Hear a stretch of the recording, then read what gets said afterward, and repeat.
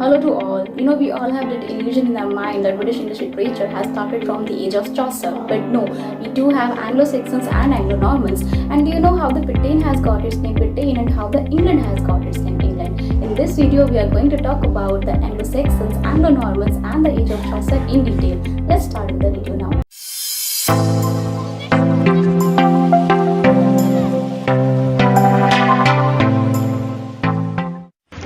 सबसे पहले हमारे एंग्लो सेक्सन्स आएंगे जिसके अंदर एंगल सेक्सन एंड जूथ्स आए थे. Then we have Anglo Normans and then we have the age of Chaucer.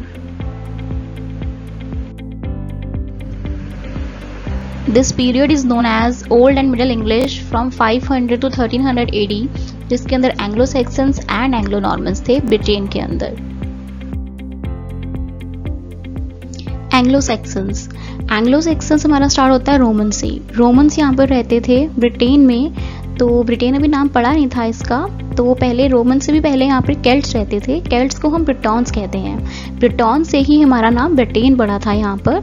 तो इन दोनों पे यहाँ पे पिक्ट्स के बहुत ज़्यादा हमले हो रहे थे. तो पिक्ट्स के यहाँ पर केल्ट्स में और रोमन्स में बहुत ज़्यादा हमले हो रहे थे. तो यहाँ का किंग था ऑनरस. ऑनरस ने यहाँ पे हर्डियंस वॉल बनाई थी. हर्डियंस वॉल को पिक्ट्स वॉल भी कहा जाता है, जो कि ये पिक्ट्स के हमलों से बचने के लिए बनाई गई थी. बट ऐसा कुछ हो नहीं पाया. रोमन्स जो थे, जो ऑनरस का किंग था, वो तो अपने रोमन्स को लेकर वहाँ से चला गया एंड केल्ट्स को कहता कि मैं कुछ नहीं कर पाऊंगा यहाँ पे. तो जो ये रोमन्स थे ये तो यहाँ से चले गए. ऑनरस जो था ये रोमन्स को लेके यहाँ से चला गया. बट पिक्ट्स के जो हमले थे वो केल्ट्स पर होते ही जा रहे थे. फिर इन्होंने क्या करा, केल्ट्स ने 3 ट्राइब्स को बुलाया जिसे हम कहते हैं एंग्लो सेक्सन एंड जूथ्स. ये तीनों ट्राइब यहाँ पर आई, जो कि ये नदरन जर्मनिक ट्राइब है. ये नदरन जर्मन से आ रही थी, जो कि मेन पुरानी जर्मन लाइक रशिया पड़ता है ये पूरा. तो ये वहाँ से आ रही थी. तो यहाँ पे जो एंगल्स और सेक्सन थे, इन्होंने तो 600 साल तक यहाँ पर राज करा था. बट जो जूट्स थे उन्होंने कम टाइम तक राज करा था. अब एंगल सेक्सन ने पिक्स को तो हरा दिया एंड इन्होंने क्या करा, यहाँ से केल्ट्स जो थे इनको भी यहाँ से पीछे कर दिया, यानी कि इनको भी यहाँ से भगा दिया. केल्ट्स को भी यहाँ से भगा दिया, तो केल्ट्स भी यहाँ से चले गए. अब हमारा कौन बच गए, एंगल सेक्सन एंड जूट्स बच गए. जैसा कि मैंने बोला, एंगल सेक्सन 600 साल तक इन्होंने राज करा था यहाँ पर. ज्यूस ने ज़्यादा नहीं करा था. इसी टाइम पर सेंट ऑगस्टाइन थे 597 AD में. इन्होंने क्रिश्चियनिटी को बहुत फैलाया था यहाँ पर, जिससे लिटरेसी रेट मतलब कि बढ़े यहाँ पर. तो ये यहाँ पे क्रिश्चियनिटी बढ़ा रहे थे. जब एंगल सेक्सन आए थे ये लोग ओल्ड इंग्लिश बोलते थे, तो इन्होंने ओल्ड इंग्लिश बोलनी स्टार्ट करी. काफ़ी इनकी लिटरेचर ज़्यादातर ओरल था, बट ये ओल्ड इंग्लिश बोलते थे. एंड यहाँ पे एक सबसे पुरानी जो बुक थी, एक्लेस्टिकल हिस्ट्री ऑफ इंग्लिश, जो कि बेड ने लिखी थी, वो एक सर्वाइविंग बुक थी जिसके अंदर लिखा हुआ था कि एंगल सेक्सन और जूट्स कैसे यहाँ पर आए थे. So this is the surviving first book, history of first book, ecclesiastical history of English, जिसको बेड ने लिखा था, जिसके अंदर एंगल सेक्शंस की हिस्ट्री लिखी हुई है. हमारा जो इंग्लैंड नाम पड़ा था वो एंगल से पड़ा था. एंगल्स जो AN था, इंग्लैंड, हमारा एंगल से इंग्लैंड नाम पड़ा था यहाँ पे. एंड देन एंगल सेक्शंस ने क्या करा था, एंग्लो सेक्शंस ने इन्होंने डिवाइड कर दिया था ब्रिटेन को 7 पार्ट्स के अंदर. सो 7 पार्ट्स के अंदर जो डिवाइड करा था उसमें हमारे ये आ जाते हैं वेक्सेस, एसेक्स, कैंट, सुसेक्स, जूट्स. ये सारे हमारे 7 पार्ट्स आ जाते हैं, जिसमें से जो वेसेक्स था काफ़ी पावरफुल था.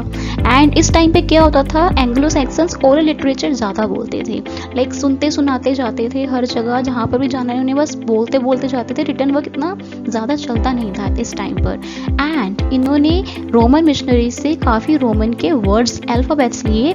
एंड देन अगर लिखना स्टार्ट जब करा उन्होंने, तो रोमन्स पे लिखना स्टार्ट करा इन्होंने काफ़ी वर्क्स लिखे. बट हमारे सिर्फ 400 मैन्युस्क्रिप्ट्स ही थी जो कि सर्वाइविंग रही हैं. जो उसमें से सबसे पहली थी विदसित, वो भी हमें सिर्फ टुकड़ों में मिली है. कोई इसका आधा पार्ट किसी में मिला है, आधा पार्ट किसी में मिला है, पूरी नहीं मिली कंप्लीट हमें ये विदसित.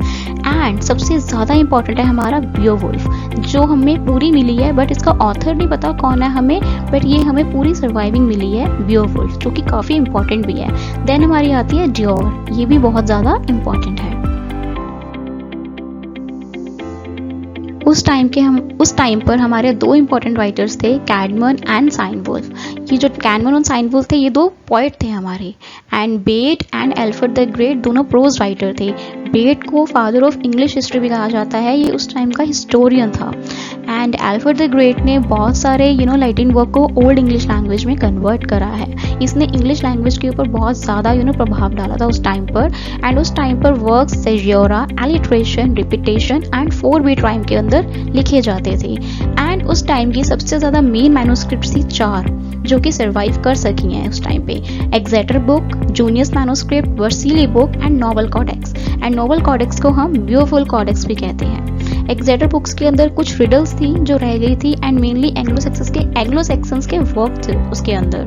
जूनियस मैन्युस्क्रिप्ट के अंदर ज़्यादातर बाइबल की ट्रांसलेशंस होती थी मेनली, एंड वर्सीली बुक के अंदर पोइट्री एंड प्रोज लिखे जाते थे ज़्यादातर हमारे इसके अंदर। And this is one example of manuscript. ये हमारे उस टाइम के सम फेमस वर्क है जो उस टाइम सर्वाइव कर सके थे ओल्ड इंग्लिश में। That is battle of Maldon, the ruin, the wanderer, the seafarer, the wife's lament, the husband message, the dream of the rood जो वर्सीली बुक के अंदर लिखा हुआ है, क्राइस्ट एंड सैटर्न। उस टाइम पर heroic poetry, religious poetry, riddles and sermons लिखे जाते थे उस टाइम पे ज़्यादातर। एंड उस टाइम एंग्लो सैक्सन का राजा था हैरोल्ड गॉडविंसन। हैरोल्ड गॉडविंसन वहाँ का राजा था, एंड वहाँ पर बैटल ऑफ हेस्टिंग हुई। बैटल ऑफ हेस्टिंग्स में क्या हुआ, William the First and William the bastard भी कहा जाता है इसको, तो इसने वहाँ पे बैटल करी एंड हैरोल्ड गॉडविंसन वहाँ पर हार गया। एंड 1066 AD जिसको कि हम एंग्लो नॉर्मल पीरियड भी कहते हैं वो सारे यहाँ पर आए, and William the first, William the conqueror बन गया। तो विलियम द फर्स्ट ने हैरोल्ड गॉडविंसन को हरा दिया वहाँ पे बैटल ऑफ हेस्टिंग्स में, एंड वहाँ पे Anglo normal period, Anglo normal जो पीपल्स थे वहाँ पर आ गए। देन हमारा मिडल इंग्लिश लिटरेचर स्टार्ट हो गया उस टाइम पे। एंड जैसा कि मैंने बोला था विलियम द कॉन्करर जीत गया था battle of this is the battle of Hastings जो 1066 AD में हुई थी, वो जीत गया था। तो वहाँ पे एंग्लो नॉर्मन्स आ गए थे, एंड वहाँ पे फिर एंग्लो नॉर्मल लैंग्वेज स्टार्ट हो गई थी। वहाँ पे उन्होंने इंग्लिश लैंग्वेज को तो मना ही कर दिया था। वो फ्रांस से आए थे तो फ्रेंच लैंग्वेज उन्होंने बोलनी स्टार्ट कर दी। तो उनको वहाँ पे 2 लैंग्वेज चलती थी, नॉर्मन फ्रेंच और इंग्लिश लैंग्वेज। तो इन्होंने क्या करा, एंग्लो नॉर्मन्स थे मिडल इंग्लिश बोलने लग गए, बट इंग्लिश को तो वहाँ से हटा ही दिया था, फ्रेंच लैंग्वेज चलती थी। विलियम द कॉन्करर ने इंग्लिश लैंग्वेज को पढ़ाना ही हटा दिया था। देन वहाँ पर एक सबसे बड़ा पोएट आया, लेमन्स। उसने एक पोएम लिखी इंग्लिश में, ब्रूट। तो ये याद रखना, लेमन्स आया था उस टाइम पे, उसने फर्स्ट पोएम लिखी इंग्लिश के अंदर। तब से उस टाइम के बाद से इंग्लिश में वर्क्स लिखने स्टार्ट होते ही रहे। एंग्लो सैक्सन्स के टाइम के बाद ये फर्स्ट वर्क था लेमन्स का, ब्रूट करके पोयम, जो कि फर्स्ट इंग्लिश में लिखी गई थी। एंड देन उसके बाद सारे इंग्लिश में काम होते ही रहे हमारे। एंड इस टाइम पे बहुत ज़्यादा ट्रांसलेशंस हो रही थी बाइबल की भी, एंड सबसे मेन थी जॉन विक्लिफ की बाइबल को ट्रांसलेट किया गया वहाँ पे। जॉन विक्लिफ ने अपनी बाइबल ट्रांसलेट करी, एंड उसने इंस्पायर करा लोलार्ड मूवमेंट को। लोलार्ड मूवमेंट जो थे, जो रोमन कैथोलिक्स थे उस टाइम पे, वो बाइबल में कुछ भी बोलते थे, एंड लोगों को मानना पड़ता था उस चीज़ को कि जो उन्होंने बोल दिया वही होगा, क्योंकि लोग इतने ज़्यादा लिटरेट नहीं थे, इतने पढ़े लिखे नहीं थे। तो जो भी रोमन कैथोलिक्स कहते थे, जो भी चर्च में बोला जाता था, वो लोग वही मानते थे। तो विक्लिफ ने क्या करा, बाइबल को ट्रांसलेट करा, जिससे उन लोगों को पता लगे कि बाइबल के अंदर एक्चुअली लिखा क्या हुआ है, ताकि वो खुद भी पढ़ सकें बाइबल, एंड अपने जोन से भी फैसले वो खुद ले सकें। तो लोलार्ड मूवमेंट का इसके ऊपर बहुत ज़्यादा लोलार्ड मूवमेंट पे बहुत ज़्यादा इफेक्ट पड़ा। देन हमारा टाइम आता है चॉसर का। एडवर्ड III यहाँ पे राज करते थे। चॉसर का टाइम आता है, एंड चॉसर से भी पहले John barber and William Langland वहाँ पे थे। चॉसर से पहले थे, बट इनका कोई इतना ज़्यादा पता नहीं है कि वो क्या करते थे, कैसे थे। बट विलियम लैंगलैंड का सबसे पुराना वर्क है पियर्स द प्लोमैन, वो हमें याद रखना है। एंड ये हमारा टाइम स्टार्ट हो जाता है अब यहाँ से चॉसर का, जब एडवर्ड III यहाँ पर आ गए थे। Age of Chaucer from 1300 to 1400 AD। हमारा एज ऑफ चॉसर से पहले मैं आपको थोड़ा सा पुराना बताना स्टार्ट करूंगी। जो नॉर्मन कॉन्क्वेस्ट हुआ था 1066 AD में, एंड देन 1066 से लेके 1200 तक हमारी फ्रेंच लैंग्वेज ही चली है। बिकॉज ये लोग फ्रांस से आए थे लड़कर, तो इन्होंने फ्रेंच लैंग्वेज सीखी थी, फ्रेंच लैंग्वेज ही चलाई इन्होंने। तो वहाँ पर तब थोड़ी सी ओल्ड इंग्लिश बोलते थे, कुछ फ्रेंच लैंग्वेज बोलते थे, एंड इन्होंने एक और लैंग्वेज एक न्यू बनाई जिसको हम एंग्लो नॉर्मल लैंग्वेज कहते थे। और एंग्लो नॉर्मल लैंग्वेज को हम मिडिल इंग्लिश लैंग्वेज भी कहते हैं और इन बिटवीन लैंग्वेज भी कहते हैं। उस टाइम पर लोग किंग आर्थर और उसके नाइट्स के बारे में लिखते थे, ज़्यादातर कहानियाँ जो लिखते थे। बट आफ्टर दैट जब लेमन्स ने अपनी फर्स्ट बुक लिखी थी ब्रूट करके, देन ये ब्रूट करके जब उसने लिखी थी, देन उसके बाद और वर्क्स आने स्टार्ट हो गए, owl and the Nightingale and cursor मुंडी, ये रिलीजियस वर्क है कर्सर मुंडी। इसके बाद हमारा स्टार्ट होता है एज ऑफ चॉसर का टाइम, तब एज ऑफ चॉसर का जन्म हुआ था। Chaucer was the countess of Ulster, वो 100 ईयर वॉर्स में भी उसने लड़ा था, जब बल्कि वहाँ पर पकड़ा गया था, बट उसे रिलीज़ करवा लिया गया काफ़ी बड़ा ह्यूज रैंसम दे के, because he was known to Edward third. तो उन्होंने काफ़ी बड़ा ह्यूज रैंसम दिया एंड उसे छुड़वाया। चॉसर बहुत सारा ट्रैवल करता था एंड इन बिटवीन वो बकैशियो एंड पेट्रार्क से भी मिला एंड वहीं से उसने इटालियन फॉर्म्स से बहुत ज़्यादा सीखे। मैंने चॉसर की पूरी एक वीडियो बनाई हुई है उसकी बायोग्राफी के ऊपर, उसके लाइफ एक्सपीरियंसेस के ऊपर, उसके वर्क्स के ऊपर। Please go and check that video. तो आपको ये वीडियो जो मैंने अभी बनाई है ये ज़्यादा अच्छे से समझ आएगी, बिकॉज एज ऑफ चॉसर इतनी थोड़ी नहीं है, वो काफ़ी बड़ी एंड काफ़ी ह्यूज है, इसलिए मैंने उसकी एक अलग से वीडियो बनाई हुई है ताकि आप उसको देखो एंड इसके आगे आपको ज़्यादा अच्छे से समझ आएगा। फिर यहाँ पे क्या क्या मेजर इवेंट्स हैपेंड हुए थे चॉसर के टाइम पर। यहाँ पे सबसे पहला तो था 100 ईयर्स वॉर्स, जो कि 1337 से 1453 तक थी। आपको ये डेट्स भी याद रखनी है बिकॉज ये एग्ज़ाम में ज़रूर आएंगी। देन हमारा ब्लैक डेथ भी हुआ था, ब्लैक डेथ भी 1347 से 1351 तक था। देन पेजेंट्स रिवोल्ट स्टार्ट हुआ था 1381 में।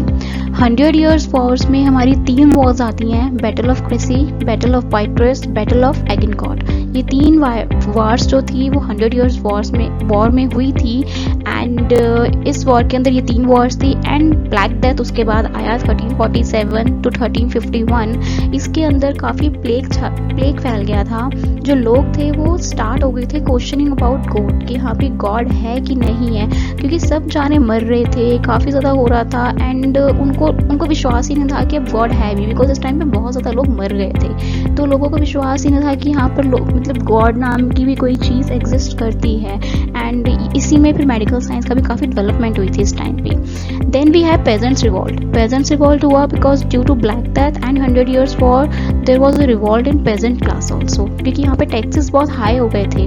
तो काफ़ी ज़्यादा टैक्सेस हाई हो गए तो लोगों को रिवॉल्ट करना पड़ा बिकॉज ब्लैक डेथ और 100 ईयर वॉर्स में काफ़ी ज़्यादा नुकसान हुआ था, तो लोगों ने काफ़ी ज़्यादा रिवॉल्ट करा यहाँ इसके अंदर भी। Then Chaucer was the first person who preferred English over the French language and he has established rhyme and rhythm in poetry and Chaucer की themes जो होती थी poems के अंदर ज़्यादातर mankind की थी, as he is the very good observer of mankind and he is not a moralist but more of satirist। And first ये चीज़ें बहुत ही ज़रूरी हैं। इंग्लिश जो हमारी लैंग्वेज बनी थी कोर्ट के अंदर, like English became the language of court in 1362, English became the language in parliament in 1363 and English became the language in schools in 1386 and French was removed from all of them. Main writers of that time, Geoffrey Chaucer तो था ही and then we have William Langland। William Langland का main work Piers the Plowman। Then we have John Wycliffe। John Wycliffe priest था, morning star of reformation कहा जाता है इसे and इसके followers थे लोलार्ड्स मूवमेंट के अंदर। लोलार्ड्स लोगों को लोलार्ड्स कहते हैं जो फॉलोअर्स थे विकलिफ के। विकलिफ ने ट्रांसलेट करी थी Bible I have told you for the pageants only, जिससे वो रोमन उनसे बच सके जो कि गलत समझा रहे थे चर्च के अंदर। देन वी हैव जॉन गोवर। He is a very good friend of Chaucer और जो ट्रॉयलिस और क्रिसिडी लिखी थी चॉसर ने वो डेडिकेट जॉन गोवर को ही करी थी उसने। And then we have John Mandeville. John Mandeville travel का बहुत शौक था एंड जो क्रिस्टोफर कोलंबस थे और मार्को पोलो थे वो बहुत ज़्यादा इंस्पायर्ड होते थे इनके वर्क से। Then we have Thomas Hoccleve and next we have John Lydgate. John Lydgate के वर्क्स हैं serpent of divisions and it's a brief account of Julius Caesar, serpent of division and again we have one work fall of princes जो कि बकैशियो ने लिखा है French के अंदर, but John लिटगेट ने ट्रांसलेट करा हुआ है इसके चॉसरियन राइमर रॉयल पे।